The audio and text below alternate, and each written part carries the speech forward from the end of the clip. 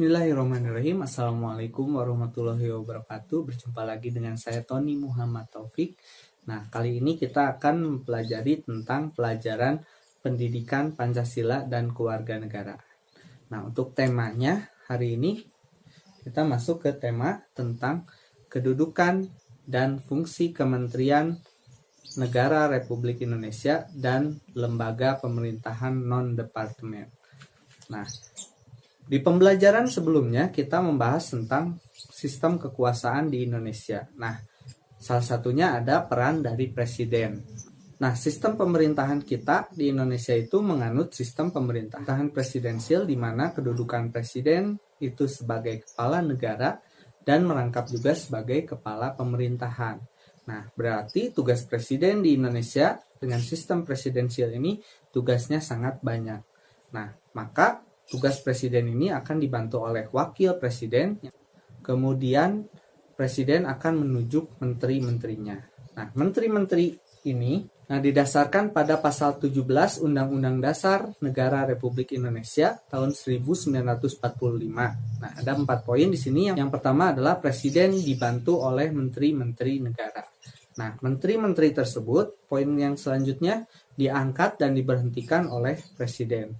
Kemudian yang ketiga adalah setiap menteri membidangi urusan-urusan tertentu sesuai dengan ditunjuk oleh presiden.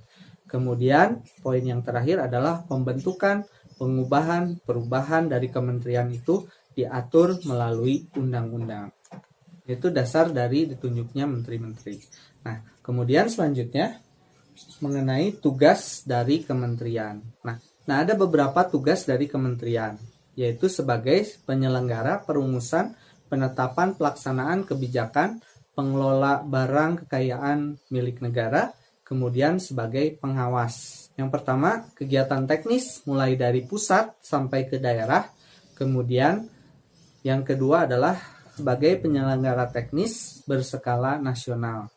Nah, yang ketiga, melakukan tugas dan fungsinya sesuai dengan yang ditunjuk oleh presiden.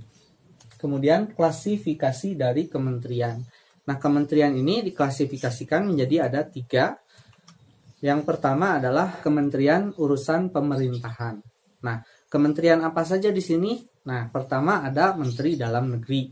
Kemudian yang kedua ada Menteri Luar Negeri. Kemudian yang ketiga ada Menteri Pertahanan. Nah, ini mengurusi urusan pemerintahan. Kemudian yang kedua, kementerian yang bertugas menyelenggarakan urusan-urusan tertentu. Salah satunya adalah Kementerian Agama, Kementerian Hukum dan Hak Asasi Manusia. Yang ketiga ada Keuangan, kemudian Menteri Pendidikan dan Kebudayaan, kemudian ada Kemenristek, kemudian ada Menteri Kesehatan, ada Kementerian Sosial, Ketenagakerjaan, Perindustrian dan sebagainya. Nah, itu menteri-menteri urusan-urusan tertentu. Kemudian yang ketiga ada Kementerian Urusan Penajaman, Koordinasi, dan Sinkronisasi. Ya, di sini ada Kementerian Perencanaan Pembangunan Nasional, fokus kepada pembangunan nasional. Kemudian Pendayagunaan Aparatur Negara dan Reformasi Birokrasi. Kemudian Kementerian BUMN, Koperasi Usaha Kecil dan Menengah, ada juga Pariwisata dan sebagainya. Nah, itu ada 3 jenis klasifikasi kementerian. Nah, dari ketiga jenis klasifikasi kementerian ini akan dilakukan sinkronisasi oleh kementerian lainnya, yaitu ada Menko atau Menteri Koordinator. Nah, Menko ini terbagi menjadi 4 bagian, yaitu ada Menteri Koordinasi atau Menko Politik, Hukum, dan Keamanan. Tadi di dalamnya ada Menteri Dalam Negeri, Luar Negeri, Hukum dan HAM, dan sebagainya. Yang sebidang itu dimasukkan ke dalam Menko bidang politik, hukum, dan keamanan. Kemudian yang kedua ada bidang perekonomian. Nah, bidang perekonomian tentu saja dikaitkan dengan ekonomi. Salah satunya ada Menteri Keuangan, Ketenagakerjaan, Perindustrian, dan sebagainya. Kemudian yang selanjutnya, yang ketiga, ada Kementerian Koordinasi atau Menko bidang pembangunan sumber daya manusia. Di antaranya yang pertama ada Menteri Agama, Pendidikan, dan Kebudayaan, kemudian ada Menristek, Kesehatan, Sosial, dan sebagainya. Nah, selanjutnya yang terakhir adalah adanya Menko atau Menteri Koordinasi di bidang kemaritiman. Nah, di bidang kemaritiman ini ada yang di bidangnya adalah Kementerian Bidang Energi dan Sumber Daya Mineral, kemudian ada Kementerian Perhubungan, Kelautan, Perikanan, dan Pariwisata. Nah, inilah klasifikasi dari Kementerian Republik Indonesia yang diatur dalam Perpres nomor 39 tahun 2008. Nah, selanjutnya adalah lembaga pemerintahan non-kementerian.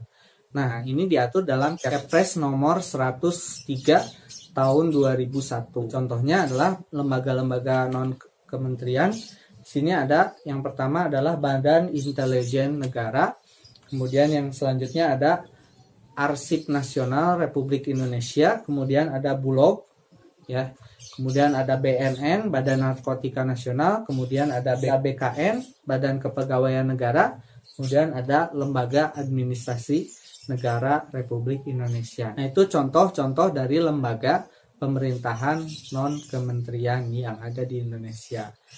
Nah, sampai sini dulu pertemuan kita pada materi yang kedua mengenai kedudukan dan fungsi Kementerian Negara Republik Indonesia dan lembaga-lembaga pemerintahan non-departemen. Nah, sampai jumpa di video pembelajaran selanjutnya. Wabillahi taufik wal hidayah. Wassalamualaikum warahmatullahi wabarakatuh.